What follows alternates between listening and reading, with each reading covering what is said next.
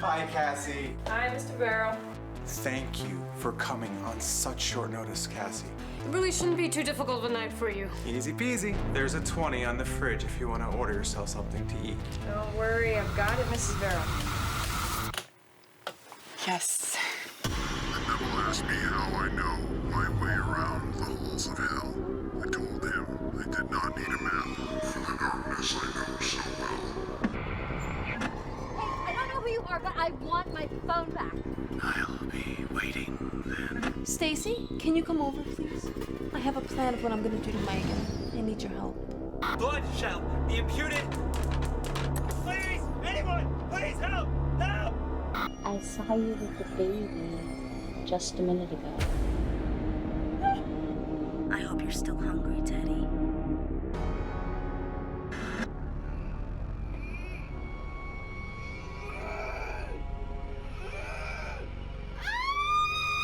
My grandmother used to tell me about the nesting game. What if we don't want to play? Then a demon comes for you next.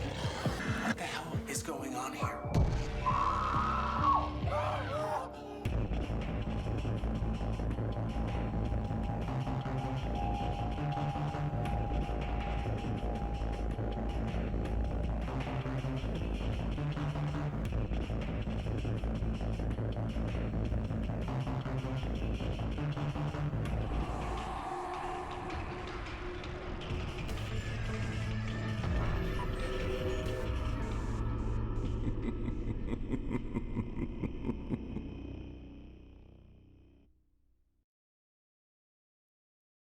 You're watching The Kate Fox Show. I'm Kate Fox, and today I am speaking with Lindsay Serrano. And Lindsay is a filmmaker. Yeah. We're going to do the general term for Yes, now. that's and, fine. But okay, I want to talk about what you do now, but you started out as a makeup artist. Yes. Yep. How? Well, it's really funny. So it's kind of like a mixed bag. So, let's go back to the very beginning. Oh, yes. Very beginning, my husband, now my boyfriend at the time, Yes. was a singer in a band, and I didn't even know that. surprise. And so we went down to the studio a lot, and he's very funny. He's very Jim Morrison. He can't look at people when he sings. Oh my He's, God. I can see facing- that though. Yeah. I can see that. So we got to the point that we wanted to start making music videos for the band, and we had way more fun actually doing that than the band stuff. So that's kind of how we started getting into films. And so then we had one of our friends, he had just gotten a little handy cam from his mom for Christmas, and we were all sitting around just watching movies or whatever, and they're like, we should make a movie. And so we went down to our basement at the time, and we had this amazing little the guy who owned the house before us was a locksmith, so he had his little workshop that he built himself out of boards of wood. And so we turned that into a torture dungeon, and they handcuffed me to a chair, and they stabbed me a bunch of times, and it was whatever. Good time. Yeah. And so that was the very first thing that we ever made as now Masquerade Pictures. And so I've never asked an actress to do something that I would not be comfortable to do myself. I have been tied up, I have been stabbed, covered in blood, everything. So that's kind of what started us on our journey. We started making these little, 1 minute YouTube kind of things. And when we really realized that we really enjoyed making movies, Manny was very much the most experienced of the group. He had studied a lot of television production in high school, so he had a lot more experience than the rest of us. And so then I had 2 years of college already done, and I wasn't happy. I was a psychology sociology double major. Oh. And I burned out really quickly. So I had 2 years of college, and I decided, well, let me go back to school, get a degree at least. And I really like film, so I'm going to go back for film. So I decided I was going to learn producing. Okay. Which was the one thing that Manny didn't have the skills. He had a lot of the technical know-how, but actually, the organizing of things and releases and contracts, all that other stuff. So I went to school, and I found that I truly loved that. So I spent 2 years, very interesting, because I was older and I was going back to school at a later age. my college was actually super supportive, and they actually let me sign up for the graduate courses. Really? Yeah. So I took a lot of the graduate courses, which was producing, production management, contracts, all that kind of stuff. So I actually got that as an undergrad, which was amazing. Wow. But by the time I graduated, I was like, I'm so tired of contracts. So I was like, I want to do something creative, and I want to, you know, not just be the paper pusher. So I found a class at SVA for special effects makeup. And so I took that, and I loved it. Loved it with, like, it was so much fun. And I was doing a lot of gig work at the time. I was freelancing. And I came across a Craigslist ad, I think, for Blood Manor. And I went to Blood Manor, and I got hired in my first makeup gig ever. I did not know that. So the one thing you'll learn about, like, especially the independent horror circle in New York, is that almost everybody has touched Blood Manor in some way, Wow. shape, or form. And it's really funny. So I was actually there before Angie Hansen, who you've interviewed Yes, previously. I have. Oh my gosh. I was there 3 or 4 years before she was. So I became, my first year I was just a makeup artist, but I became part of the creative team. So I actually did a lot of the decor. I was brought in with the team, and we actually built the rooms out, which was like so much fun. And then when we opened up for Valentine's Day, the lead makeup artist at the time couldn't come back, or would not come back. There was some drama. So Shocker. Shocker. Drama in the haunted house. So I became lead makeup artist. Wow. Yeah, and so then I eventually kind of started in that creative director role before it was a creative director role, where I did all the timesheets, and I kept track of everybody's time and breaks, and I kind of ran the house that way. And then I worked the line.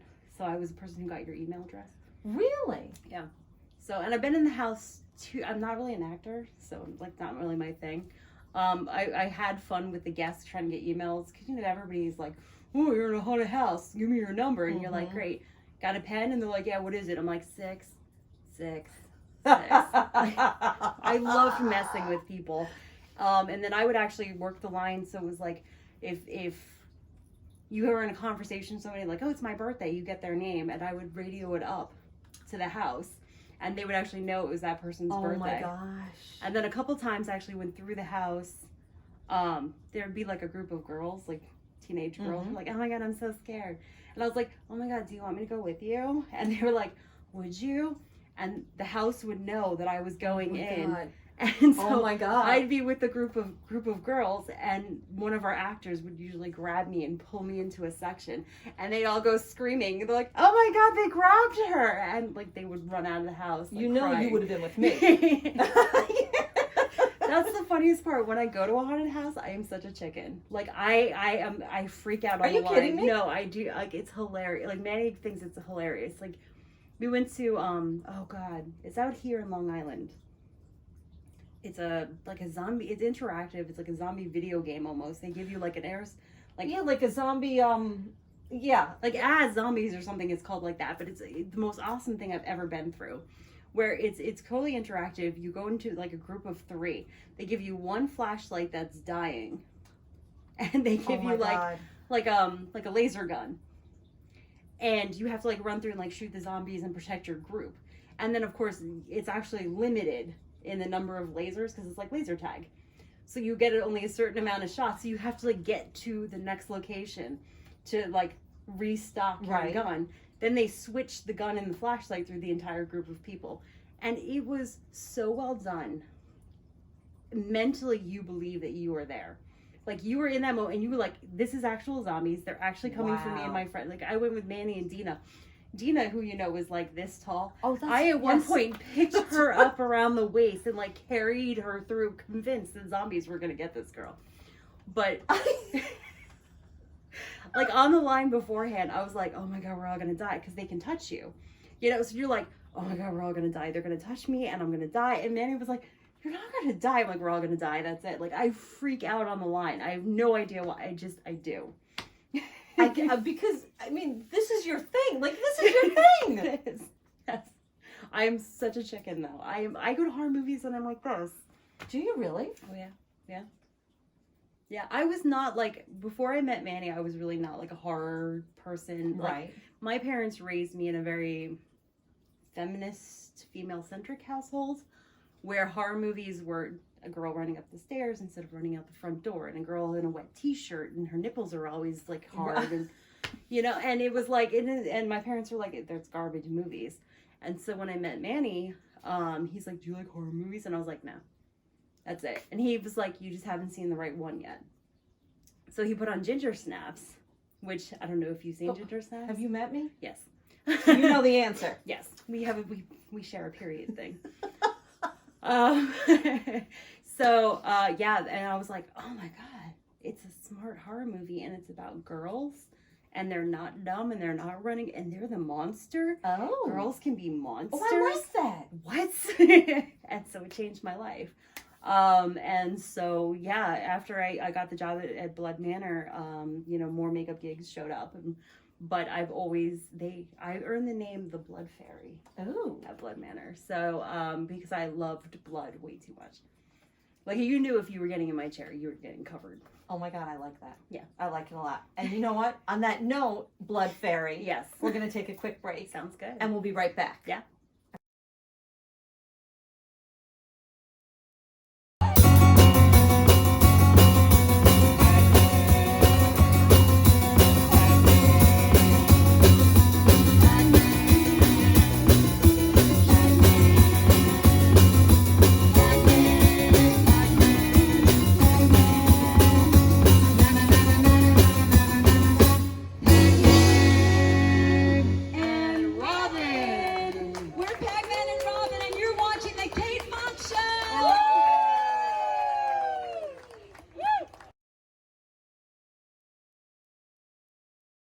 And we're back, and I am here with the Blood Fairy. I love that. So you worked at Blood Manor, Mm-hmm.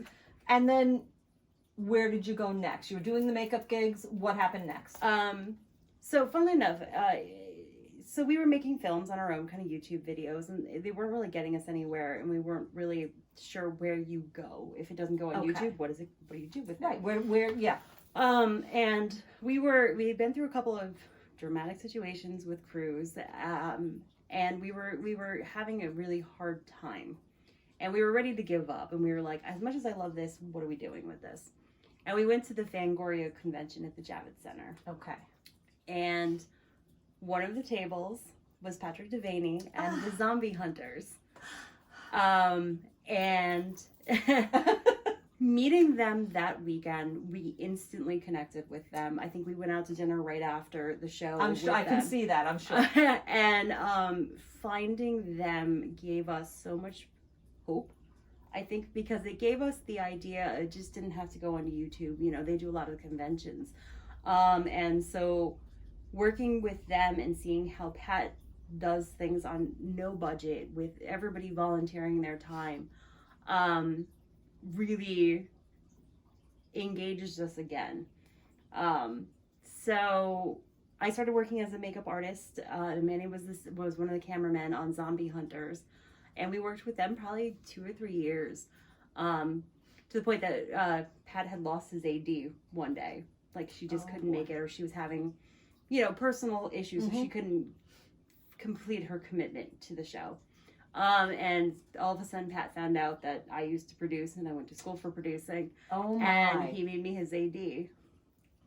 So I graduated from a zombie to a makeup artist to the AD. And I actually recently guest directed this episode 11. So yeah, and Manny guest directed episode 10. And episode 11 and 10 of Zombie Hunter City of the Dead. For those who do not know. Those who do not know, if you don't know. It's the first zombie television show ever. Before The Walking Dead, they were on the air. And it's a great series that is really big here, especially in Queens and Long Island. But they have a really interesting model in that they do a lot of cable access television. Okay. So they started doing cable access television in Queens, and it's really funny. Manny and I had seen an episode before we even ever met them, because I was literally flipping through the channels, and I was like, Zombie Hunters?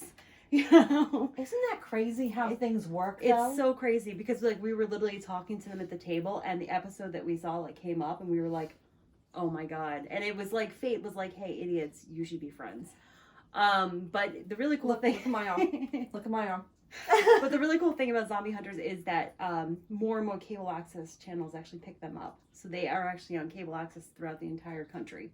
I didn't know that. Yeah. Yeah. So it's really funny, like when you go to some conventions, like I've seen this before, and like yeah, like out in Kansas, you've seen this before. Like we go to film festivals now, and we happen to mention Zombie Hunters, and they're like, I've seen this. Oh my god, that's great. So, after finding the Zombie Hunters, that really re-engaged us in the process, and that was when we decided to make our very first feature film, Blood Slaughter Massacre. Blood Slaughter Massacre.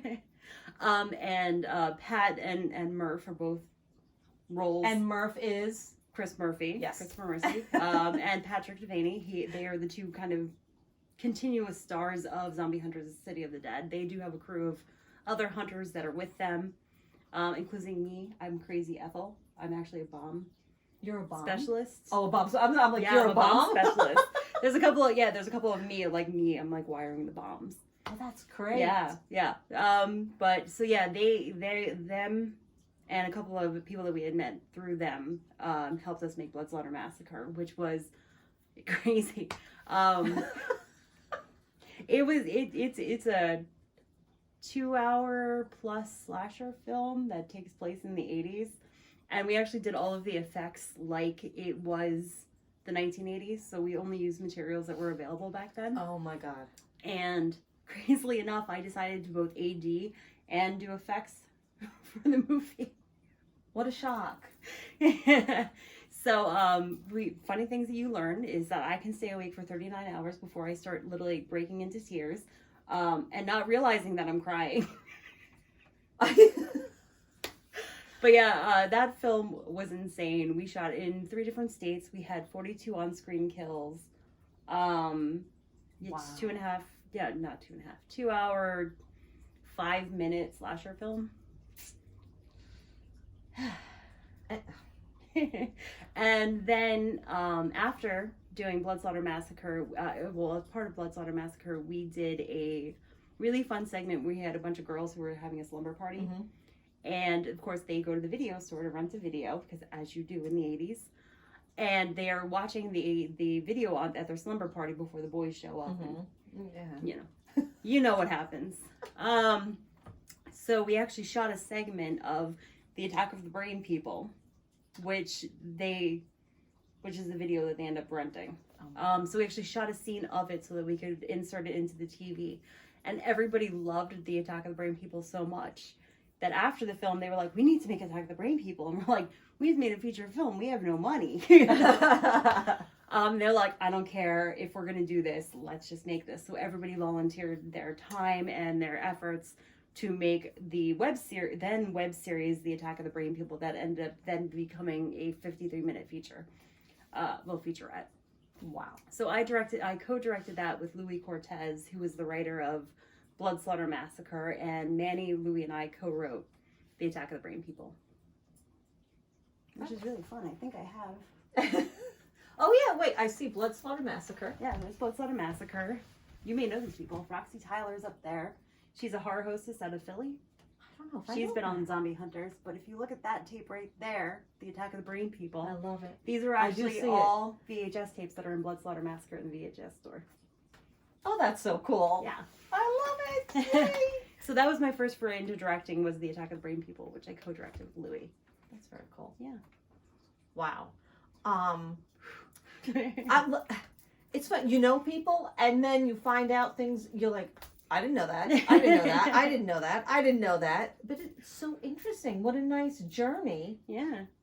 It's the community out here, and especially the independent horror community, it's really special, which is what I found, is that we all really want to help each other out, and we really believe in each other's projects. Mm-hmm. And there is like competition, but it's also like this, like, did you see what he did? Oh my God, we got to step up our game. And it's never like a bad thing. Like, I've been through so many now horror film festivals. That you get to the horror category, the best director of horror, Mhm. you know, and it's like, you know, everybody that's in the category, you know, and you're just like, oh my God, I'm so nervous, but it's, you know, and we all hold hands with each other and like wait for the announcement. And it's like, you know, are you bummed that you didn't win? You're like, yeah, you're bummed sometimes, but you're also really happy for your friend. Yeah. So the amount of projects that I think that we as a collective have done is absolutely insane. I think when we were doing Fate Estates, which is the second feature film we did, there were 3 other projects that are also in production. So we had Tom Ryan of the Theater of Terror. Hi, Stacy. Stacy. Oh, Stacy. So we had him in our movie Theta States. He was also in another movie that was being shot in New Jersey. And then we were sharing him. So it was really funny because in one he had like a full beard and the other one he had like a Faces. mustache. Was it Faces he was filming? Or No. Okay. We don't Never mind. mention this name. Oh. Case of Midnight. It is wasn't movie. Faces. No, it was not Faces.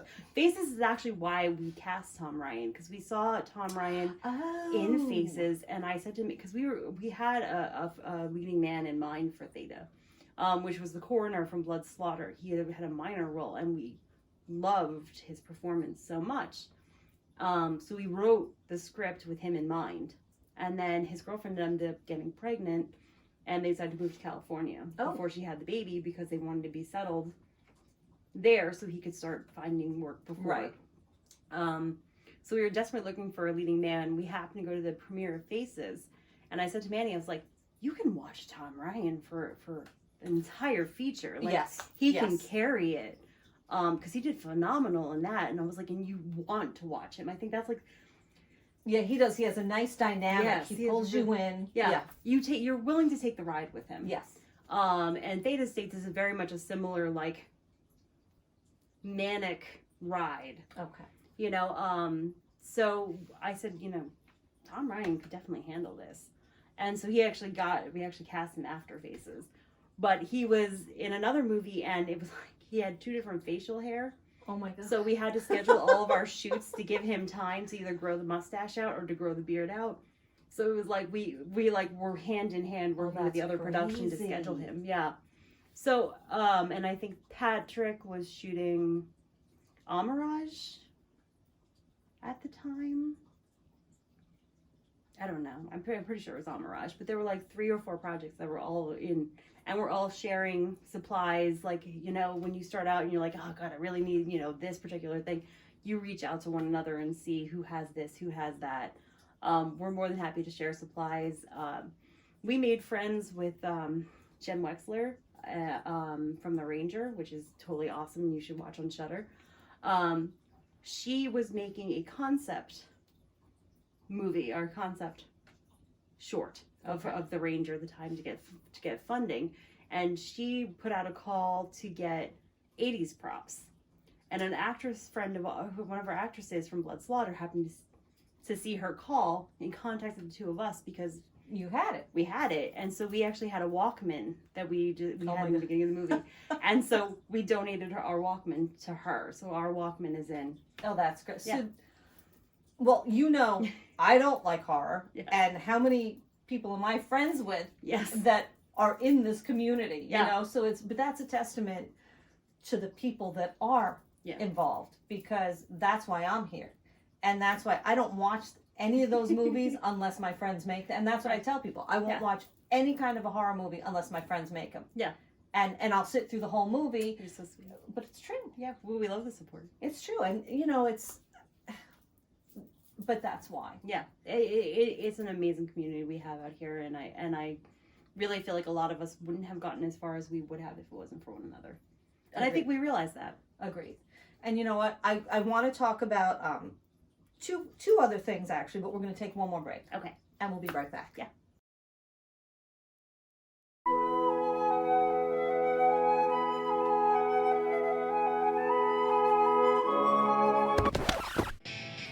Good morning, sunshine. Did you miss me? Because I missed you. It's been forever. It was a month ago. I have to run errands, and I have to clean the apartment. Pizza. No pizza. I'm on a diet. I have a date. And Melissa's wedding, which is next weekend. And you going on and on about food is driving me crazy. Can you just go away?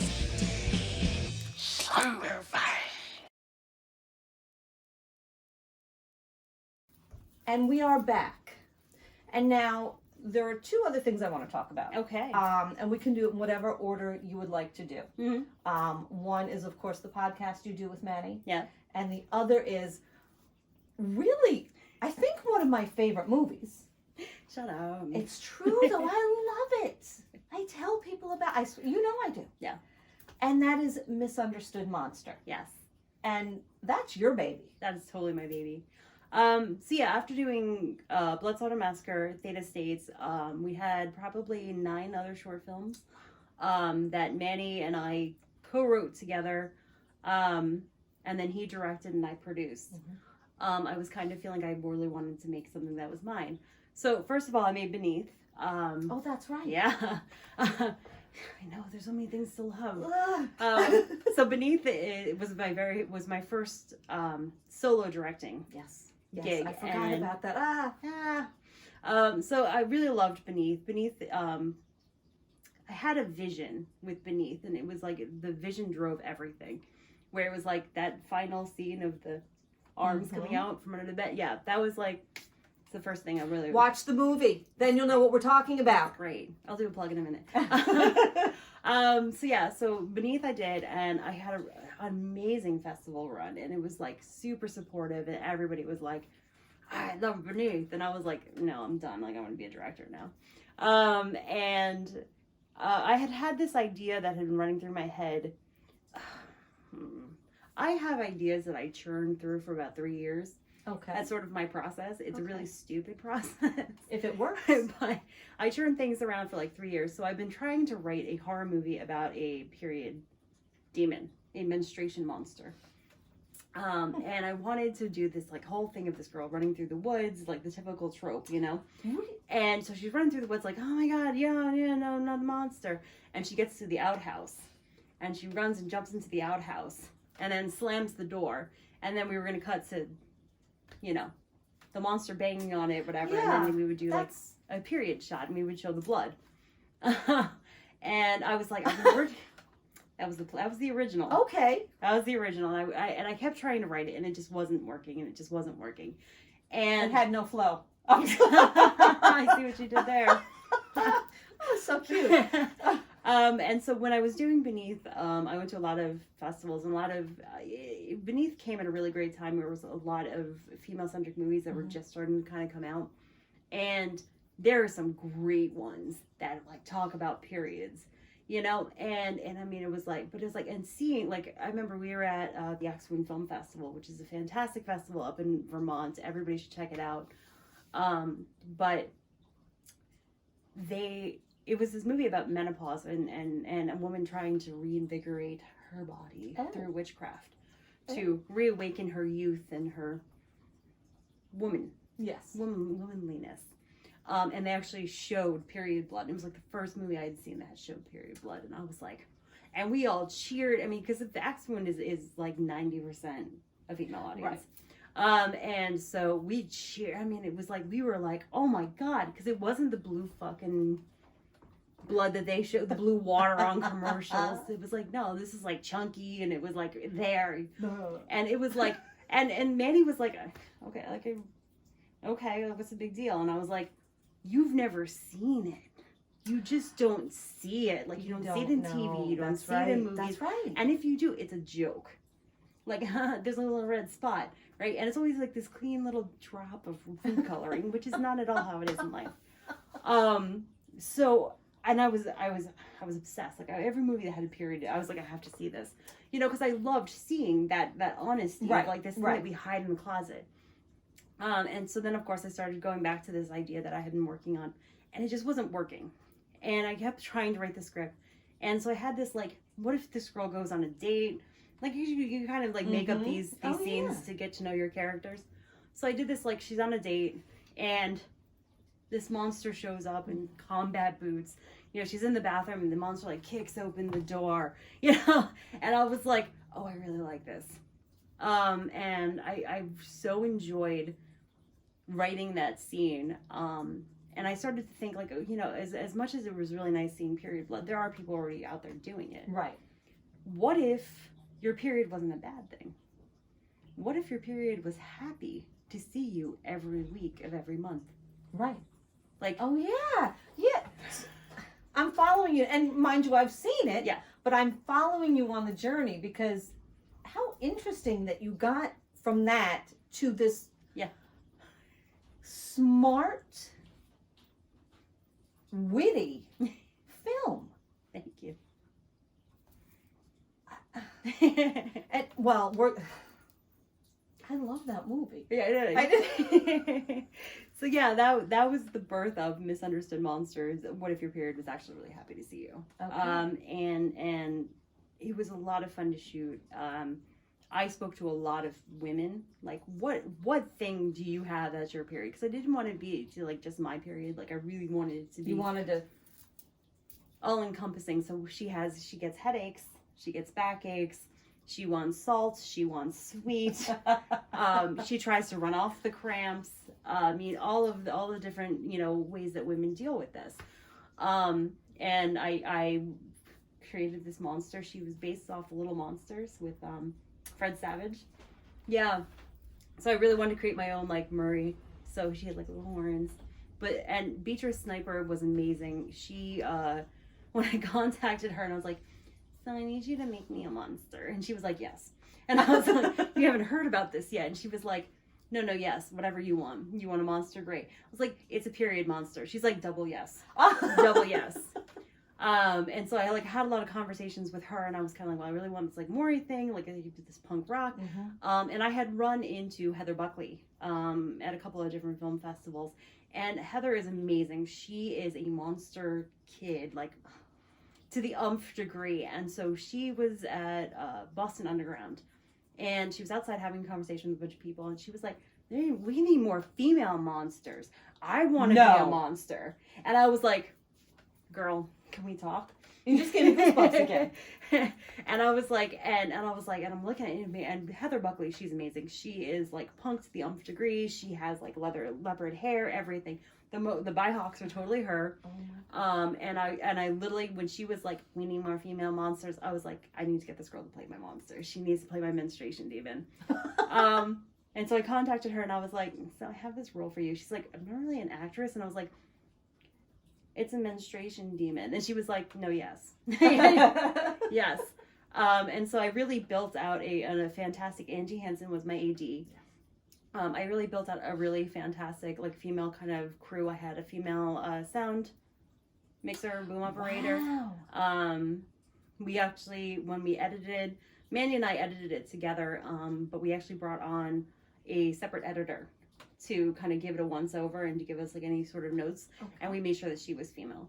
So I really wanted to create this film, which was very female-centric, but using a lot of all the creative female talent I could find. And so Heather Buckley, we used a lot of her wardrobe and a lot of, like, who she was as a person. And then Beatrice, she had this really great idea where she gave her horns, but she made them crooked.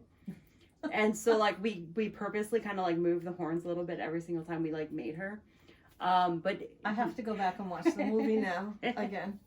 Yeah, because we just love that she was off. Like, she was always supposed to be, like, off kilter and kind of, like, strange and weird.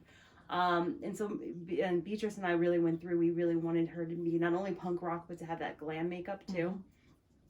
Almost like my period monster would be in gigantic combat boots, stomping her way around, and, you know, punk rock to the umph degree. And, but she would look good as hell. I'm sorry, she would. All right. Okay. And then Heather Buckley actually set me up with, Die Laughing Records, which is a independent music label out in California, because there was this song, My Monster, I think it's called. Oh fuck, no, I can't. I think. Yeah. That's okay. We'll put it there. But yeah, so I reached out to Dave Dalton of Die Laughing Records, and I'm like, Heather Buckley is in my short film. We're making this short film about period monsters. I'm looking for female-fronted punk bands. And he was like, absolutely. he's like, you can absolutely, and he let me use the song. And he said, by the way, I have a label. Is there any other songs that you might want? And he's like, I have a couple of bands that are all female fronted, just let me know. And so I actually went through their catalog and I found Bite. They did another song and I was like, hey, this is amazing. Could I actually use this song? And they were like, yeah, okay. And so they signed those. And then I reached out to another band and they all allowed me to use their music. Wow. Yeah. Cause it was awesome. Cause you talk to a female singer, you're like, it's a period monster. And they're like, yes. And it was like, it just fed like this, like women want this material. That's fantastic. Yeah. Though. And then it was crazy. Then I get to the film festivals and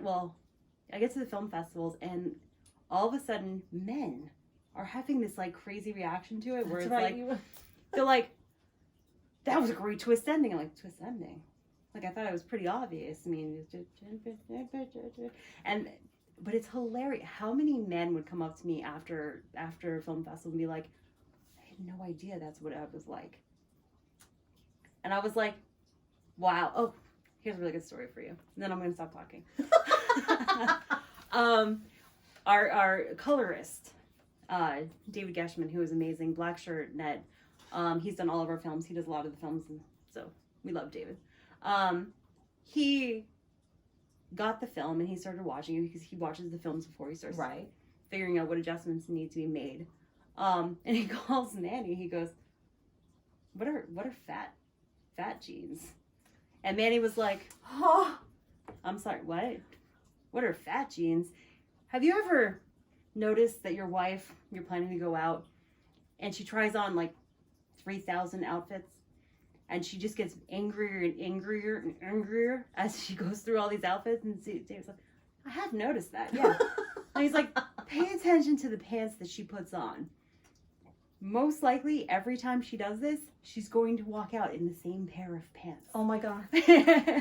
These are the fat pants. And so he actually had said to his wife, he then asked me, and he's like, is it okay if I show my wife this film? And we were like, yeah, go for it. And they actually had a conversation about fat pants and periods and what she goes through every month. And they actually had like a whole dialogue about it after watching the film.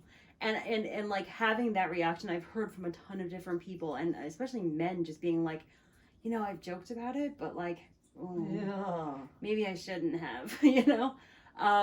So it was really fulfilling to me as an artist to have people like not only embrace kind of my insanity of like, I made a period monster, that's punk rock, and but also to be like, oh, like it actually did more than I ever wanted to. You know, I was thinking from a female perspective of like, let's talk about this fucking pink elephant monster in the room. You know, this big punk rock monster in the room, you know? But like actually seeing it make a change and create awareness was incredible. That's fantastic. Thank you. That's fantastic. And it is Misunderstood Monster.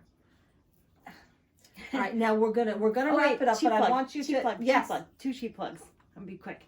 Okay, so Beneath that we talked about earlier. Yes. Oh, good, because I was gonna ask you. Anyway, go. So Beneath is actually going to be released later, hopefully 2021. Where in a feature film, which is an anthology film that Manny and I actually co-directed and co-wrote together.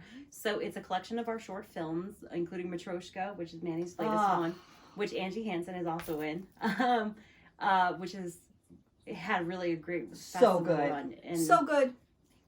Thank you. So that's in there. Beneath is in there, and we actually co-wrote and co-directed a wraparound story. So that's an post audio right now. Okay. Oh yes, that's right. Yeah. So we are hoping, seeing how the festival season goes. Wear a mask. So yeah, we're hoping that it'll be out later this year. Very cool. Now, and I want to mention it briefly before we ask where everybody can find you. Yeah. You also do a podcast. Yes. So this fantastic wall of movies behind us. This is I don't know, over a decade. Probably Manny's been collecting for 25 years. Some of the VHS, which are down there. This is our collection of movies. We love movies. We love supporting movies. If you actually look the shelf behind you from that wall to right here. Yes. Those are all of our friends' independent horror movies. So we collect movies. We love movies. But we're filmmakers. So we're Yes, you always on are. the road. We're always at film festivals. We're always at events. We're at shoots. You know, we're constantly doing stuff. And so when we were stuck in the pandemic, we were like, there's nothing new. There's no movies coming out. What are we going to watch? Blah, I'm so bored. And, you know, I'm like, just clicking through streaming. And Manny's like, you know, we have this whole collection of movies. And I was like, yeah, I know, but I have to get up and get the DVD, you know. So he was like, you're so freaking lazy. Like, let's actually start watching these movies. So we actually started looking, and we found a number of them that were completely unopened. They were just in the collection, unopened, never watched. Just like we heard about it, you know, we were somewhere. They told us about this movie. We tracked it down, bought it, never watched it. So we said, you know what? Fuck it. We're caught in the house, trapped in the house. Let's watch the movies. So we created the Collection Resurrection podcast. So we watch a movie and not on air, but afterwards we have 10 questions that we answer about the film. So we talk about the collection, like what version we have, where we got it from, any behind the scenes trivia we may know. Oh, that's great. Yeah, why we bought the film, what we thought of the film. So we've been doing that for since April of last year. Yeah, and then in Halloween, which is really a fun thing you should definitely check out. In October, we did 31 movies in 31 days. So we watched a new movie every single day. Gosh. So, and those are our top 31 horror Very movies. cool. So Very that's cool. really a fun listen to. And we try to keep those about 10 minutes, so they're like real quick. Okay. Yeah, so that's definitely a fun place to start. Oh, I and we like did a that. Christmas special. We did a couple Christmas ones too, so. So now, okay, if people want to look you up, look up Mass Grave Pictures, check out your podcast, where do they go? Massgravepictures.com. We'll have all of the films. You'll see all the trailers, all the information, all the short films, on the feature films. And I think you can find the podcast there. Okay. We've done a couple different podcasts that you can definitely check out. We've done What Lurks on Channel X, which is all the weird, creepy stuff that happens out in the world. We did that a couple years ago. And then we have a Filmmaking Sucks, which is our how to make, it's sort of like, you know, making filmmaking tips, tricks, experiences.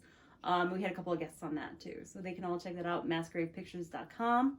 And then I am Mass Gravette on Instagram, Twitter, and Lindsay Serrano on Facebook. So it's Mass Grave at like a rockhead. I love it. I love it. Thank you so much for Thank talking to me. you. Check her out, Lindsay Serrano.